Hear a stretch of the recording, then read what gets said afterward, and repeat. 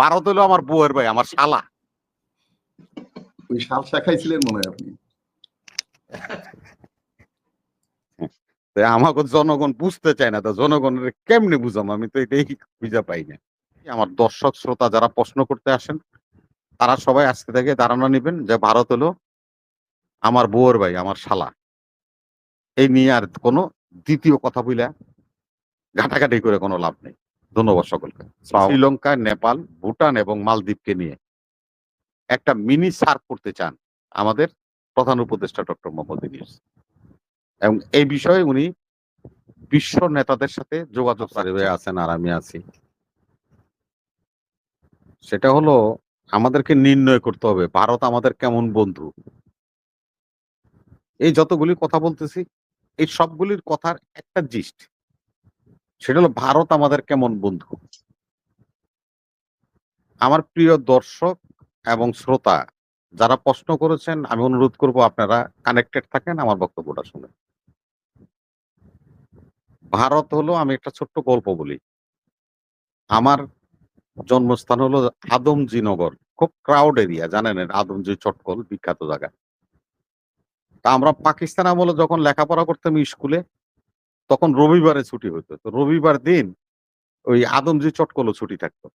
লক্ষ লক্ষ লোক বাস করতো সেখানে, বিভিন্ন ক্যানভেসাররা আইসা সেখানে বিভিন্ন জিনিস বিক্রি করতো। তো এই আমার এই যে আফসারিবের জায়গায় যে জয়দেবপুর, গাজীপুর আর কি এটা বলি, তো তখন জয়দেবপুরও বলতো না, তখন আমরা এটা টঙ্গি কইতাম, টঙ্গি। তো টঙ্গি থেকে একটা ক্যানভেসার আইতো, ওর নাম হলো শহীদ। ওই সালসা বিক্রি করতো, বোতলে করে সালসা বিক্রি করতো, সব রোগের মহৌষধ, এটা খাইলে সাইরে যায় ইত্যাদি ইত্যাদি। তো সে আইসা ওই দাঁড়াইয়া বলতো যে ভাই, এই যে এতক্ষণ পর্যন্ত যা আমি বললাম, এই কথাটা যারা বুঝছেন তারা আমার ভাই, যারা বুঝতে পারেন নাই তারাও আমার ভাই, যারা বুঝিয়া বং ধরছেন, মানে বং ধরছেন, বুঝাও বং ধরছেন, তারাও আমার ভাই। তবে কথা আছে, তারা হলো আমার বউয়ের ভাই। ভারত হলো আমার বউয়ের ভাই, আমার শালা। ওই শাল শাখাইছিলেন মনে হয় আপনি। আমাকে জনগণ বুঝতে চায় না, তো জনগণের কেমনে বুঝাম, আমি তো এটাই বুঝা পাই না। শুনেন, জেনারেল ওয়াকার যে কথা বলছে, এই কথার মধ্যে সারবের্তা আছে। আপনি একজন সামরিক বাহিনীর কর্মকর্তা, ডিসিপ্লিন বাহিনীতে চাকরি করছেন, এবং নট অনলি আপনি একজন কমিশন অফিসার। সে যে বলছে যে আমাদের মধ্যে কাদা ছোড়াছুরি করলে অন্যরা সুযোগ পাবে, তাতে করে স্বাধীনতা সার্বভৌমত্ব হুমকির সম্মুখীন পড়ে যাবে। কথাটা তো এমনি বলে নাই সে। আপনি একজন সেনা কর্মকর্তা হলে আপনিও যদি এখানে থাকতেন, আপনি এই কথাটা বলতেন, রিমেইন করতেন, জনগণকে বুঝাইতে চেষ্টা করতেন। আজকে কি হচ্ছে? শাহবাগ আন্দোলন শুরু হয়েছে, সেই শাহবাগিয়া, সেই ডক্টর ইমরান, এই সরকার, আর ওই যে লাকি নাকি কি এক সেমরি আজকে শাহবাগে দাঁড়াইছে। তারা তারা আজকে শাহবাগে দাঁড়াইছে। এটা হলো আর্মিকে নিয়ে যে খেলা খেলতে চেয়েছিল দোবাল এবং ভারতীয় মিডিয়া, তারা এখানে সাকসেস হতে পারে নাই। দেন তারা আর একটা ফ্রন্ট খুললো, সে ফ্রন্টটা হলো শাহবাগ। এই শাহবাগীদের দিয়ে আমাদের মধ্যে অনৈক্য সৃষ্টি করবে। আমাদের তো ঐক্যবদ্ধ হতে হবে। এই শাহবাগী যারা, এই লাকি আক্তাররা, ইমরানের সরকাররা, যারা আমাদের দেশের তাবৎ ইসলামী চিন্তাবিদদেরকে ফাঁসিতে ঝুলিয়ে দিছে, সে কথাটা আমাদের মাথায় রাখতে হবে। বা আপনি দেখেন গত শুক্রবারে বাংলাদেশের একটা নিষিদ্ধ সংগঠন রাস্তায় নেমে গেল। দেখেন ওই চিন্ময়ের যেই পতাকা, আমাকে এই নিষিদ্ধ সংগঠনের সে গেরোয়া পতাকা নিয়ে, যেটা বিজেপি ব্যবহার করে, RSS ব্যবহার করে, সে পতাকা নিয়ে তারা ঢাকার রাজপথে নেমে গেল। তার মানে হলো সারা বিশ্বকে বুঝাই দেওয়া যে বাংলাদেশ একটা জঙ্গি রাষ্ট্র। পশ্চিমার রাষ্ট্রগুলি আমাদেরকে ডেমোনাইজ করতেছে, তাদেরকে, তাদের ভিতরে এই জিনিসটা, তারা ধারণাটা পোষণ করে দিতে চায় দুবালদের রয়ের চক্রান্ত, যে ওরা তো মৌলবাদী। কেন মৌলবাদী কথা শুনলেই পশ্চিমেরা মনে করেন ভয় পায়। ওদের মধ্যে এই ধারণাটা সৃষ্টি করে দেওয়ার জন্য গেরোয়া পতাকা লাগাইয়া এই সমস্ত সংগঠনকে রাস্তায় নামিয়ে দেওয়া হয়েছে। এগুলিকে প্রতিহত করে আমাদেরকে সামনের দিকে এগিয়ে যেতে হবে। আরে ভাই, পৃথিবীর আদম পেশা হলো, আদম ব্যবসা হলো চাঁদাবাজি। আদম আদম আদিম যুগের ব্যবসা এটা। এটা পৃথিবী যতদিন থাকবে ততদিন যত ফেরেস্তাই এনে দেন থাকবেই। এটা স্বয়ং আমেরিকাতে চলে, এই আপনার পশ্চিমা দেশে চলে। এই যে আমরা জানি যে লবিস্ট নিয়োগ করি। লবিস্ট কি? দালাল। দালালরা আমরা টাকা দিই না? তো এখানে চাঁদাবাজি হয় না? এটাও এক ধরনের কাইন্ডস অফ চাঁদাবাজি। সেজন্যই বলছি যে ভাই আমাদেরকে সতর্ক হতে হবে। আজকে আমাদের একটা ধারণা বারবার ভারতীয়দেরকে বুঝানোর চেষ্টা করেছিল ডক্টর মোহাম্মদ ইউনূস। সার্ককে উনি পুনরুজ্জীবিত করতে চেয়েছিলেন। ভারতের অনীহার কারণে সার্ক উনি এস্টাবলিশ করতে পারেন নাই। তারপরে সেকেন্ড অপশনে দেখেন ইউনূস সাহেব ভদ্রলোক মানুষ। উনি কি বলল?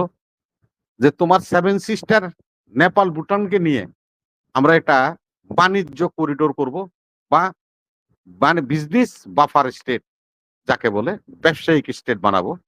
তোমরা এটাতে রাজি কিনা? সেখানেও তারা কিন্তু গরুমিশি করছেন। কোন সম্মতি দিচ্ছে না।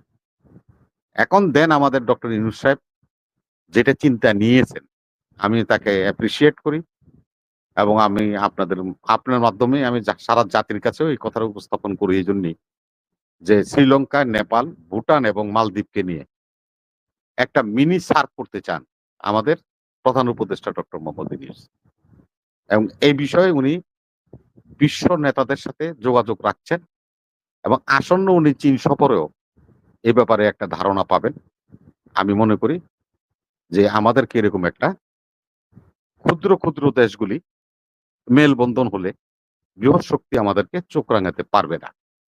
এটা আমাদের জন্য এখন অতীব প্রয়োজনীয়। শেষ কথাটা হলো জাতিসংঘের মহাসচিব গুতেরেস আমাদের রাষ্ট্রে সফরে আসছেন। ৪ দিন উনি সফর করবেন। দেখেন এখানেও আমাদের সরকার ইউনূস সাহেব যদিও উনি পলিটিক্যাল সরকার না, কিন্তু একটা দারুণ উনি একটা কাজ করছেন এখানে।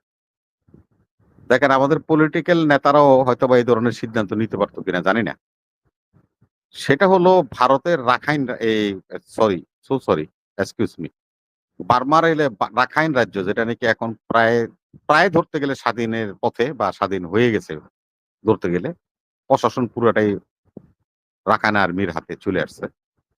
এখন এটা মিয়ানমার সরকার পুনরুদ্ধার করার জন্য যুদ্ধে লিপ্ত আছে, চেষ্টা করতেছে। কিন্তু পুরা রাখাইনই তারা হারাই ফেলছে প্রদেশটা। এখানে প্রায় ৪০ লক্ষ জনগণ খাদ্য সংকটের মধ্যে আছে এবং প্রায় ৫০ লক্ষের অধিক লোক বাস্তুচ্যুত হয়ে গেছেন। তার মানে বাংলাদেশে আসছে তা না। তার মানে নারায়ণগঞ্জ জেলায় যুদ্ধ লেগে গেছে, মনে করেন পাশের জেলায় মুন্সিগঞ্জ চলে গেছে। ঢাকায় যুদ্ধ লেগে গেছে, পাশের জেলা গাজীপুরে চলে গেছে। এরকম এটা এটাই বাস্তুচ্যুত। শরণার্থী হয়ে গেল। এরা ডিসপ্লেস হয়ে গেছে প্রায় লক্ষ, লক্ষ লোক রাখাইনে। এদেরকে সাহায্য করতে চায় জাতিসংঘ। সেই সাহায্যটা করতে হলে কিভাবে করবে? তারা ১ম এই চীনের সাথে তো কথা বলে লাভ নাই। চীন যেহেতু বার্মাকে ডেমনস্ট্রেশন করে, মিয়ানমারকে সমর্থন করে, তাদের দিয়ে হবে না। ভারতের কাছে তারা জাতিসংঘে এ ব্যাপারে প্রস্তাব পাঠিয়েছিল। জাতিসংঘও কিন্তু এই প্রস্তাবটা পাঠানোর পরে ভারতীয় প্রতিপক্ষ এটাকে নাকচ করেছে। যে না আমার ভূখণ্ড দিয়ে আপনারা কোনো খাদ্যশস্য বা ওষুধ ইত্যাদি মানবিক জিনিসপত্র পাস করতে পারবেন না, আমরা দিব না। বাংলাদেশে কিন্তু এই ধরনের একটা ঘটনা ঘটেছে। একটা চালান রাখাইনে পৌঁছেছে গত মাসে। সেটা হলো আমাদের ইউনূস সাহেব অত্যন্ত টেকনিক্যালি এই কাজটা করেছেন। সেটা হলো যে আমাদের ব্যবসায়ী এবং রাখাইন প্রদেশে যে ব্যবসায়ীরা আছে তাদের মাধ্যমে একটা এক্সচেঞ্জ করছেন। তার মানে তুমি গরু দিবা, তোমার আমি ওষুধ দিব। তুমি আমারে চাইল দিবা, তোমার আমি দুধ দিব। মানে এই ধরনের একটা ইন্টারনাল প্রসেসিং এ রাখাইন রাজ্যে এই খাদ্যগুলি মানবিক সহায়তা জাতিসংঘের পৌঁছে দিয়েছে ১ম চালান। ২য় চালান যখন তারা আবার পাঠাইতে চেষ্টা করেছে, তখন আমাদের প্রধান উপদেষ্টা বলছে, "না এটা আর এভাবে করা যাবে না। একবার আমি মানবিক কারণে করেছি। ২য় বার এটা করা যাবে না। ২য় বার করতে হলে সকল রাষ্ট্রের সাথে এটা নিয়ে একটা মীমাংসায় বসতে হবে। সবার সাথে কথা বলে, সুপার পাওয়ার গুলির সাথে কথা বলেন। কথা বলে তারপরে দেন তারা কি সিদ্ধান্ত দেন, তারপরে আপনারা আমার ভূখণ্ড ব্যবহার করতে পারবেন। নাইলে আমি ভূখণ্ড ব্যবহার করতে দিব না।" যার আলোকে জাতিসংঘের মহাসচিব বাংলাদেশ সফরে আসতেছেন। ৪ দিনের সফরে আমাদের কাউন্টার পার্ট আমাদের প্রধান উপদেষ্টার সাথে বসবেন, কথা বলবেন এবং আন্তর্জাতিকভাবেও এই বিষয়ে আলোচনা রাখার দাবি আমাদের উপদেষ্টা জানিয়েছেন, প্রধান উপদেষ্টা। সে ব্যাপারে একটা সিদ্ধান্ত নিবে বলে আমরা আশা করছি। পবিত্র রমজান মাস, হ্যাঁ, সেহরির সময় হয়ে যাচ্ছে মনির ভাই। সবাইকে আবারও আমি আন্তরিক ধন্যবাদ জানাচ্ছি। আমার দর্শক শ্রোতা যারা প্রশ্ন করতে আসেন তারা সবাই আজকে থেকে ধারণা নিবেন যে ভারত হলো আমার বউয়ের ভাই, আমার শালা।